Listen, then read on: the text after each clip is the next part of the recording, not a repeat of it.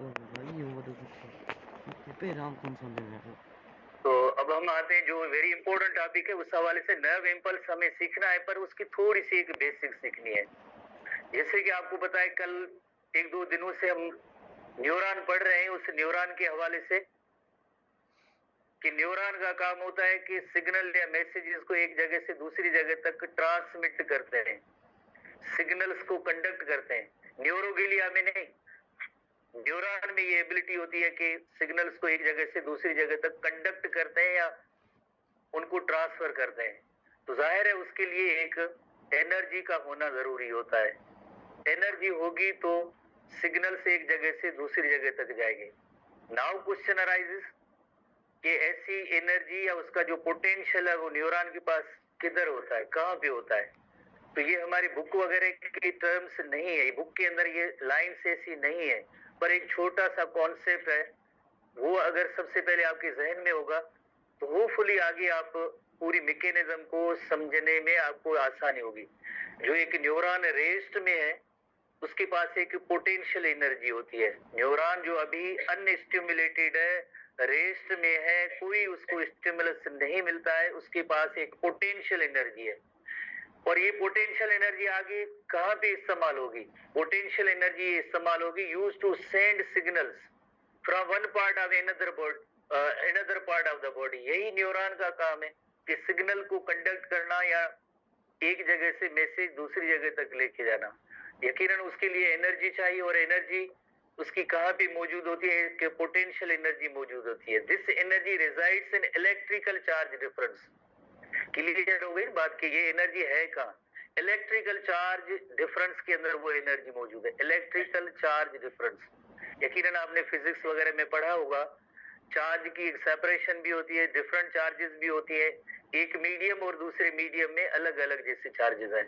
Across the plasma membrane, जैसे neuron की जितनी भी लेंथ, फॉर एग्जांपल ये न्यूरॉन की लेंथ है, ये एक न्यूरॉन की जैसे इंटायर लेंथ है, तो इससे न्यूरॉन का इनसाइड और आउटसाइड उनके अंदर चार्ज की डिफरेंस है। Because inside of the neuron उसके अंदर अलग चार्ज होगी और आउटसाइड जो एक्स्ट्रा सेल्यूलर एनवायरनमेंट होता है, एक्स्ट्रा सेल्यूलर फ्लूइड या एक्स्ट्रा सेल्यूलर जो एनवायरनमेंट होता है उसकी चार्ज अलग होगी, और जो साइटोप्लाज्म होता है न्यूरॉन का उसके अंदर जो कंपोनेंट्स होते हैं उनके अंदर चार्ज अलग होगी।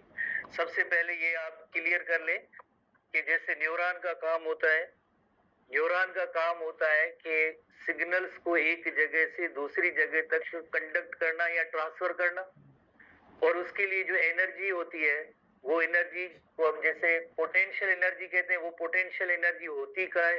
पोटेंशियल एनर्जी होती है इलेक्ट्रिकल चार्ज डिफरेंस की सूरत में होती है, इलेक्ट्रिकल चार्ज डिफरेंस की सूरत में होती है।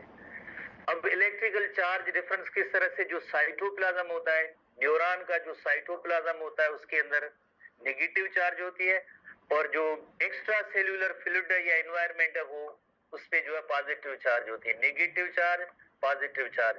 तो अब जिस तरह से एक लफ्ज हमने सीखा कि न्यूरॉन का जो बेसिक काम होता है टू कंडक्ट द सिग्नल, उसके लिए एक एनर्जी की जरूरत होती है, और वो एनर्जी किसमें मौजूद है? इलेक्ट्रिकल चार्ज डिफरेंस की सूरत में मौजूद है। ये चार्ज डिफरेंस कैसे स्टेब्लिश हुआ है? बिकॉज इंटरनल जो एनवायरनमेंट है साइटोप्लाज्म का वो नेगेटिव इंचार्ज होता है, और इसके बाहर जो है एक्स्ट्रा सेल्यूलर एनवायरनमेंट होता है उस पे जो है पॉजिटिव चार्ज होती है। तो ये चार्ज डिफरेंस है across the membrane of the neuron. Neuron की मेम्ब्रेन के हवाले से बाहर का जो एक्स्ट्रा सेल्यूलर एनवायरनमेंट वो पॉजिटिव, और इनसाइड जो न्यूरॉन है साइटोप्लाज्म में वो नेगेटिव चार्ज है।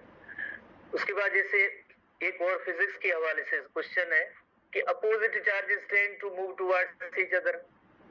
अगर हम बात करें पॉजिटिव और नेगेटिव एंड है तो ये तो opposite charges tend to move towards each other, पर ऐसे नहीं हो रहा है। क्यों नहीं हो रहा है? Because membrane stores energy by holding opposite charge apart. जितने इनसाइड जैसे अगर नेगेटिव एनवायरनमेंट है वो मेंटेन है, आउटसाइड जैसे पॉजिटिव एनवायरनमेंट है वो मेंटेन है, क्योंकि membrane stores energy by holding opposite charge apart, separate उन्होंने रखा है, इस मेम्ब्रेन ने रखा है। बिकॉज आसानी से ये जो जिस वजह से आप देखें ना ये चार्ज नेगेटिव या पॉजिटिव है वो आयंस होते हैं। जैसे कि एनाइन केटाइन, जैसे आपने सुना होगा positive charge negative charge in पे होते, ऐसे मॉलिक्यूल्स है। और ऐसे मॉलिक्यूल्स ऐसे यकदम मूव करके नहीं आएंगे। ये चार्ज क्यों है, वाई, पहली बात की चार्ज क्यों है, because of anions and cations की वजह से होती है। जैसे ऑर्गेनिक एनाइंस जो होते हैं न्यूरॉन के इनसाइड जो होता है, ऑर्गेनिक एनाइंस बहुत ही ज्यादा होते हैं inside the neuron. Organic anions जो बड़े बड़े मॉलिक्यूल्स होते हैं, और ऑर्गेनिक एनाइंस नहीं कहेंगे जिन पे नेगेटिव चार्ज है, जैसे प्रोटीन मॉलिक्यूल है। ये ऑर्गेनिक एनाइंस इतने बड़े मॉलिक्यूल है, तादाद में ज्यादा है, जिसकी वजह से ये जैसे बाहर आए ये पॉसिबल ही नहीं है। ऑर्गेनिक एनाइंस की कंसंट्रेशन ज्यादा होती है inside the neuron. The strength और voltage of neurons stored energy, जिसको हम कहते हैं ना, न्यूरॉन के पास एक stored energy in the form of difference, इस पोटेंशियल डिफरेंस की वजह से। तो वो किस सूरत में है, कैन बी, जैसे इन आयंस की सूरत में होती है, जैसे एक ऑर्गेनिक एनाइंस होते हैं और एक केटाइंस होते हैं। तो इस एनर्जी को मेजर भी किया जा सकता है। जैसे ये तो सब बातें ही होती, जैसे पर प्रैक्टिकली इसको मेजर किया गया था। जैसे एक रेस्टिंग न्यूरॉन था, रेस्टिंग न्यूरॉन जो जायंट स्कड एनिमल यूज किया गया था। क्यों यूज किया गया था इस एक्सपेरिमेंट के हवाले से, बिकॉज उसकी न्यूरॉन की जो साइज होती है वो बहुत ही बड़ी होती है। तो देन उसकी वजह से इसमें माइक्रो इलेक्ट्रोड पास किए गए, एक इनसाइड द न्यूरॉन और दूसरा एक आउटसाइड द न्यूरॉन या मेम्ब्रेन के बाहर का जो एनवायरनमेंट था, एक्स्ट्रा सेल्यूलर फ्लूइड। उन दोनों को वायर्स की मदद से वोल्ट मीटर के साथ कनेक्ट किया गया और देन जो है वोल्टेज इनका डिटरमाइन किया गया कि इनसाइड द न्यूरॉन वो वोल्टेज कितना होता है और आउटसाइड द न्यूरॉन जो एक्स्ट्रा सेल्यूलर फ्लूइड है उसका वोल्टेज कितना है। तो यानी स्ट्रेंथ और voltage of neurons stored energy can be measured with micro electrodes connected two volt meter physics. कैसे, एक इलस्ट्रेशन हम देखते हैं। जैसे ये न्यूरॉन जो उसकी मेम्ब्रेन है, प्लाज्मा मेम्ब्रेन है, आप देखें एक एक्स्ट्रा सेल्यूलर एनवायरनमेंट है, एक्स्ट्रा सेल्यूलर फ्लूइड है, और ये जो है इसका साइटोसोल है। ये दरमियान में जैसे इसकी प्लाज्मा मेम्ब्रेन है, तो एक माइक्रो इलेक्ट्रोड जैसे लगाया गया जो साइटोसोल की मेजरमेंट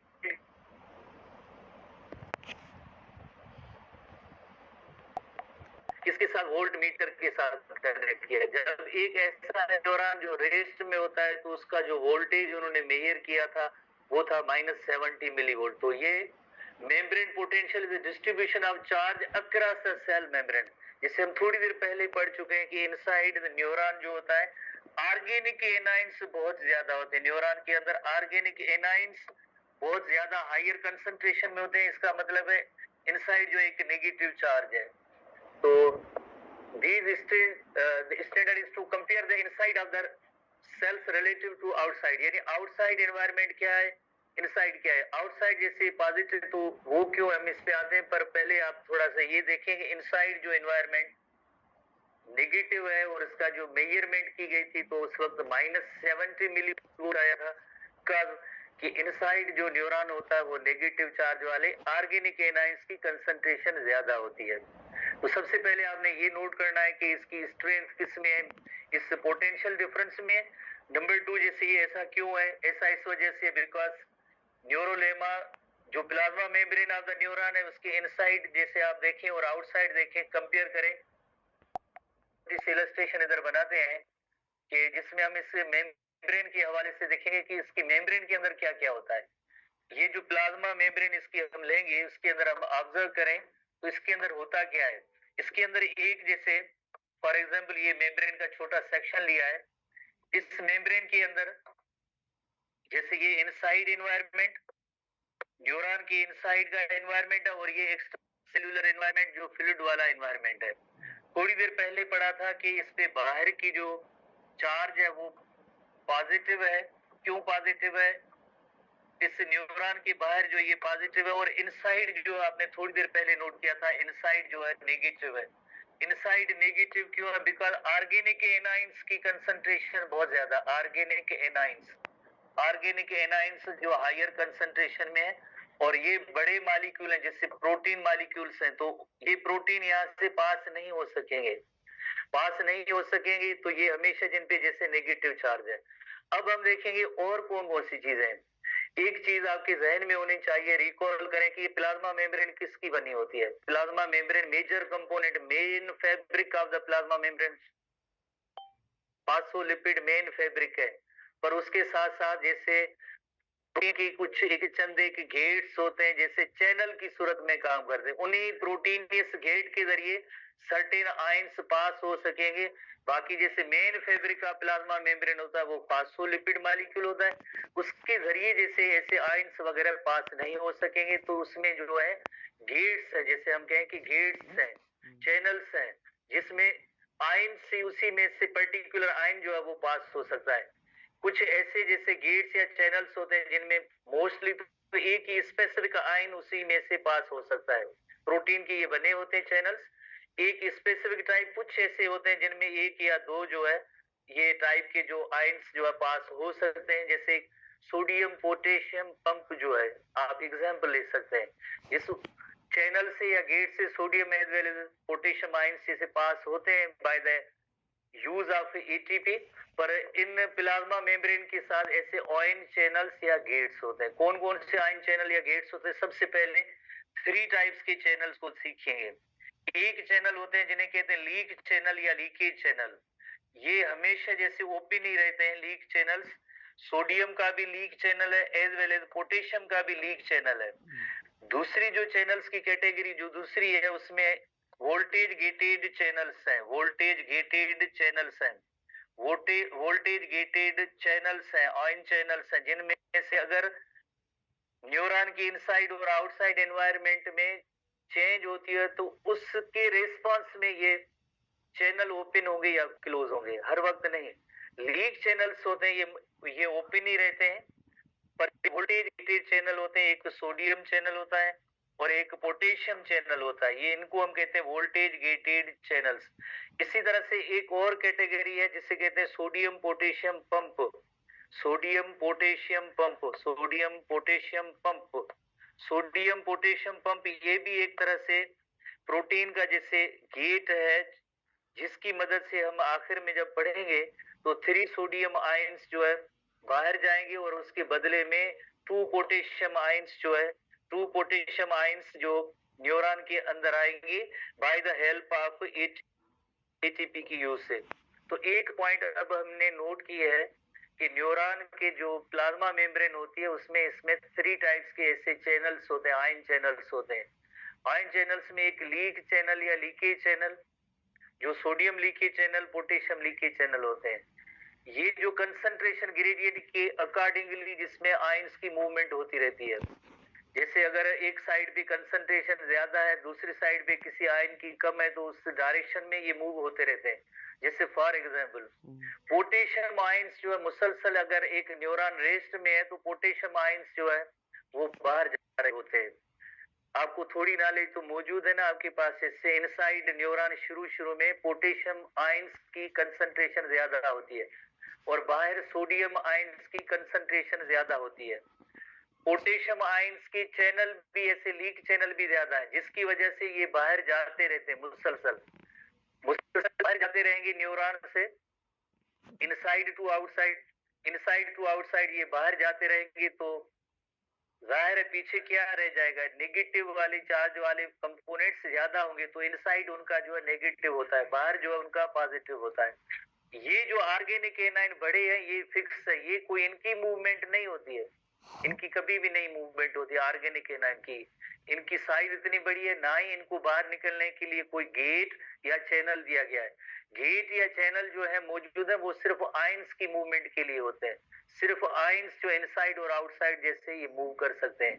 कौन कौन से आयंस जो आगे हम पढ़ेंगे नर्व इंपल्स में जिनका रोल होगा, सोडियम पोटेशियम, इनकी जो मूवमेंट होगी कभी जैसे अंदर या बाहर आएंगे तो उनकी मेजरमेंट जैसे की गई थी वोल्ट मीटर के जरिए, तो पता चला हमें पता चल रहा कि ये आयंस किस तरह मूव हो रहे हैं, अंदर जा रहे हैं या बाहर जा रहे हैं, जिसे नर्व इंपल्स कहते हैं। इस सिग्नल या मैसेज को कहते हैं नर्व इंपल्स। तो सबसे पहले जैसे हम देखते हैं कि जैसे लीक चैनल की कैटेगरी, लीक चैनल बुक के अंदर ऐसे क्लियर जो है टॉपिक्स ऐसे नहीं है। लीक चैनल एक है जैसे पोटेशियम चैनल, पोटेशियम चैनल की जो कंसंट्रेशन ज्यादा होती है, ऐसे लीक चैनल जो पोटेशियम चैनल है पोटेशियम चैनल्स हैं, ये इनकी कंसंट्रेशन ज्यादा होती है, मोर होती है, तो ये हमेशा inside of the neuron to outside जैसे मूव होते रहते हैं। इनसाइड टू आउटसाइड जब मूव होते रहते हैं, you know very well, potassium पे जैसे पॉजिटिव चार्ज है तो न्यूरॉन से ये बाहर निकलते रहते हैं। न्यूरॉन का ये इनसाइड इन्वायरमेंट है साइटोसोल का, और ये आउटसाइड इन्वायरमेंट है। तो आउटसाइड जैसे रेस्टिंग कंडीशन में आपको पता है कि उसपे पॉजिटिव चार्ज होती है, और इनसाइड जो चार्ज होती है वो नेगेटिव होती है। उसका एक रीजन ये भी ऐसे लीक चैनल जो है, पोटेशियम लीक चैनल है, ये जो है पोटेशियम आयंस को ज्यादा इसमें ऐसे चैनल होने की वजह से पोटेशियम जो है यहाँ से आउटसाइड मूव होती रहती है और इनसाइड एनवायरमेंट नेगेटिव इंचार्ज होता है। दूसरा लीक चैनल होता है, सोडियम चैनल होता है, सोडियम लीक चैनल है, पर इनकी तादाद कंसंट्रेशन कम है। सोडियम चैनल्स ऐसे होते हैं जो लीक चैनल्स कहलाते हैं। ये इसके लिए ओपनिंग या क्लोजिंग का वोल्टेज से कोई ताल्लुक नहीं होता है, ये वोल्टेज गेटेड नहीं है। ऐसे कंसंट्रेशन ग्रेडियंट के अकॉर्डिंगली आयंस की मूवमेंट होती रहती है। ये चैनल या गेट या जो प्रोटीन मॉलिक्यूल के बने होते हैं उनके जरिए ये जैसे इनसाइड या आउटसाइड मूव होते रहते हैं। इनका कोई इतना बड़ा जैसे वोल्टेज में डिफरेंस लाने की ये सबब शुरू में नहीं होते हैं। वोल्टेज में जो डिफरेंस आता है वो आगे जब भी कोई स्टिमुलस मिलेगा तो ही देन वोल्टेज गेटेड चैनल खुलेंगे तो उसके अंदर आगे डिफरेंस आएगा। तादाद भी कम होती है और या ये अंदर या बाहर जा रहे हैं तो इसका इतना बड़ा फर्क नहीं होता है। और जैसे सोडियम पे भी जैसे you know very well positive charge होती है। हालांकि शुरू में जो न्यूरॉन जब रेस्ट में होता है, आउटसाइड एनवायरमेंट अगर देखा जाए तो आउटसाइड एनवायरमेंट सोडियम आयंस की कंसंट्रेशन ज्यादा होती है। आउटसाइड द न्यूरॉन उसमें सोडियम आयंस की कंसंट्रेशन ज्यादा होती है। They are more concentrated outside the neuron. Neuron के बाहर जो है सोडियम आयंस की कंसंट्रेशन ज्यादा होती है, सोडियम आयंस की कंसंट्रेशन ज्यादा होती है।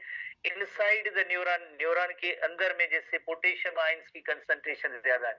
हमारे स्टूडेंट्स के जहन में या हमारे ख्याल में यही होता है कि जब इस पे पॉजिटिव चार्ज है तो इनसाइड नेगेटिव हम क्यों इसको कंसीडर करते हैं। एक सवाल हमेशा गर्दिश करता रहता है, एक सवाल हमेशा हमारे जहन में गर्दिश करता रहता है।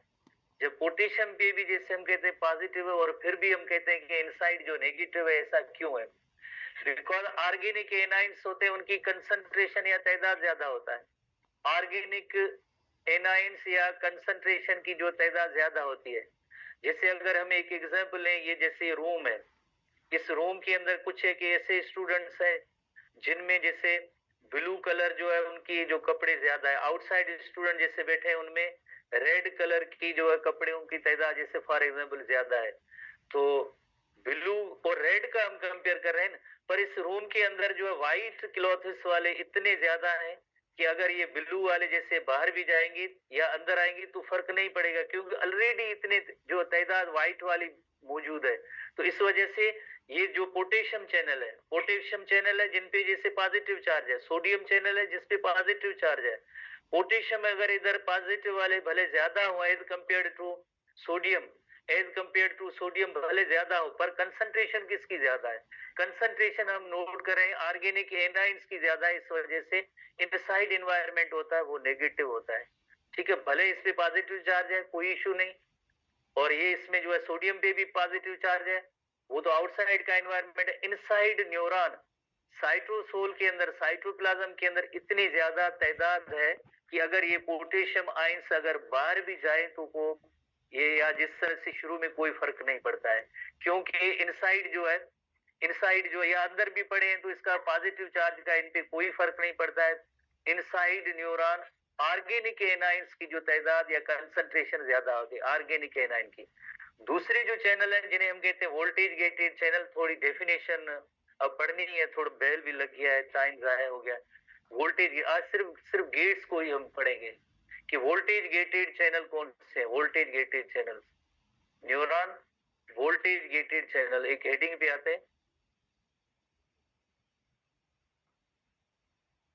वोल्टेज गेटेड चैनल जो होते हैं, एक होता है सोडियम वोल्टेज गेटेड चैनल होता है और दूसरा होता है potassium voltage gated channel. Voltage gated potassium channel, they are trans membrane channel, across the membrane ये चैनल्स हैं। प्रोटीन के बने हुए, जो बिकॉज मेन फैब्रिक तो फास्फोलिपिड मॉलिक्यूल है, and responsible for returning the depolarized cell. Depolarized cell हम पढ़ेंगे +40 या +50 तक वोल्टेज जाएगा एक्शन पोटेंशियल के दौरान to the resting state. Resting state में यानी वापस -70 मिली वोल्ट या -90 मिली वोल्ट तक लाने के लिए जो चैनल वर्क करेंगे वो होंगे voltage gated potassium channel. Voltage gated potassium channel. तो ये ओपन क्यों हुए? ओपन इस वजह से हुए जैसे जब एक्शन पोटेंशियल होगा, जब इनसाइड द न्यूरोलेमा जो है +50 तक चार्ज आएगी, तो उस जगह पे फौरन जो है सोडियम चैनल क्लोज हो जाएंगे, और उस वजह से, उस रीजन की वजह से पोटेशियम जो ये चैनल है जो वोल्टेज गेटेड होंगे ये ओपन होंगे। ओपन होंगे तो जाहिर है इनकी जो आउटवर्ड मूवमेंट जरा फास्टर जाएगी, और वापस जो वोल्टेज है +50 से वापस -70 तक आता है। यही रोल होता है इन वोल्टेज गेटेड पोटेशियम चैनल का। इसी तरह से एक और वोल्टेज गेटेड जो चैनल होते हैं जिन्हें कहते हैं voltage gated sodium channel. Voltage gated sodium channel. Voltage gated sodium channels का काम क्या होता है? जब भी नर्व इंपल्स मिलता है रेस्टिंग न्यूरॉन को, तो वोल्टेज आपको पता है -70 से +50 तक गए because of voltage gated sodium channel की ओपनिंग की वजह से। तो एट रेस्टिंग, जैसे रेस्टिंग पोटेंशियल -70 होता है, और उसके बाद जब ये एक्शन पोटेंशियल हो जाएगा -70 से +50 तक आएगा, तो ये because of voltage gated sodium channel play very important role in fast electrical signal. जैसे लीक चैनल तो है कंसंट्रेशन ग्रेडियंट के अंदर या बाहर जिस तरह से आते रहते हैं, पर ये वोल्टेज गेटेड जो चैनल्स होते हैं तो उसके अंदर जैसे जरा फास्टर मूवमेंट ऑफ आयंस होगी, और व्हेन स्टिमुलेटेड जैसे न्यूरॉन रेस्ट में होता है, तो ये voltage gated sodium channel allow sodium to enter into the cell, और वोल्टेज हो जाएगा -70 से +40 या +50 तक आता है। ये वोल्टेज गेटेड सोडियम चैनल का काम होगा। एक हमने लीक चैनल पढ़ा, दूसरा जो है वोल्टेज गेटेड चैनल पढ़े। अब तीसरा एक टर्म है, तीसरा टर्म है वो है sodium potassium pump. Sodium potassium pump. Voltage gated channel को हम देखते हैं कि जैसे at resting potential voltage gated sodium channel close होते हैं, voltage gated sodium channel close होते हैं। वोल्टेज गेटेड की बात हो रही, लीक चैनल की नहीं। पर जैसे ही स्टिमुलस मिलता है तो आपको पता है ये voltage gated sodium channel open होंगे। Sodium channel means proteinous gate है। एक्स्ट्रा सेल्यूलर फ्लूइड में सोडियम आयंस ज्यादा थे, वो वहां से मूव करके इंट्रा सेल्यूलर एनवायरनमेंट में अंदर आ गए, न्यूरॉन के अंदर आ गए। अब जो वोल्टेज होगा -70 से +50 तक होगा, ये because of voltage gated sodium channel का काम होता है। जैसे +50 हो जाएगा तो ये सोडियम चैनल क्लोज हो जाएंगे, voltage gated potassium channel open होंगे, जिसकी वजह से पोटेशियम बाहर जाते हैं। कोई आइडिया जैसे इस टॉपिक के बारे में आपने एक बार तो पढ़ा होगा, थोड़ी सी मौजूद है। तो ये वोल्टेज गेटेड चैनल का काम। आखिरी हेडिंग पे हम आते हैं जो है सोडियम पोटेशियम पंप की है। तो सोडियम पोटेशियम पंप भी एक प्रोटीनियस गेट होते हैं, उनकी ऐसी स्ट्रक्चर है जैसे ये सोडियम पोटेशियम पंप है। न्यूरॉन की मेम्ब्रेन के अंदर एक प्रोटीनियस ऐसे गेट्स हैं जिन्हें हम कहते हैं सोडियम पोटेशियम पंप, जो प्रोटीन के बने जो गेट है। इनका काम ये होता है जब इनसाइड जैसे एक एक्शन पोटेंशियल हो जाएगा तो इनसाइड जो है सोडियम आयंस जब आते हैं इनको बाहर भेजना होता है। कैसे? जब 3 सोडियम आयंस बाहर जाएंगे, और उसके बदले में इस गेट की स्ट्रक्चर ही ऐसी बनी हुई है, 3 सोडियम आयंस जो बाहर जाएंगे, बदले में 2 पोटेशियम आयंस अंदर आएंगी, और ये सोडियम पोटेशियम पंप जो ऑपरेट करेगा by the expenditure of ATP molecule. ATP drive इन है, एटीपी ड्राइव इन है। तो होता क्या है, जैसे आप देखें 3 सोडियम चैनल, इस सोडियम पोटेशियम पंप के जरिए 3 सोडियम आयंस बाहर जाएंगे, और बदले में 2 पोटेशियम आयंस अंदर आएंगे। इसकी एक्सपेंडिचर से, एक एटीपी मॉलिक्यूल की एक्सपेंडिचर से इस पंप को हम कहेंगे सोडियम पोटेशियम पंप। तो आज जस्ट हमने कोई बात नई सीखी ही नहीं है जो टॉपिक के हवाले से, जस्ट 3 हेडिंग सीखी है। एक लीक चैनल क्या होता है, नंबर 2 वोल्टेज गेटेड चैनल क्या होते हैं, नंबर 3 सोडियम पोटेशियम पंप क्या है। ठीक है, इनको थोड़ा घर जाके थोड़ा सा रिवाइज करना और रोल देखना। कल जो है मेन टॉपिक यानी एक्शन पोटेंशियल, नर्व इंपल्स और उसके अंदर एक्शन पोटेंशियल की मेन हेडिंग होगी, उसको हम सीखेंगे। तो इसी वजह से मैंने कहा था कि ये ज़रा बेसिक्स है, आप बेसिक्स सीखेंगे तो आगे चीज़ें काम आएँगी।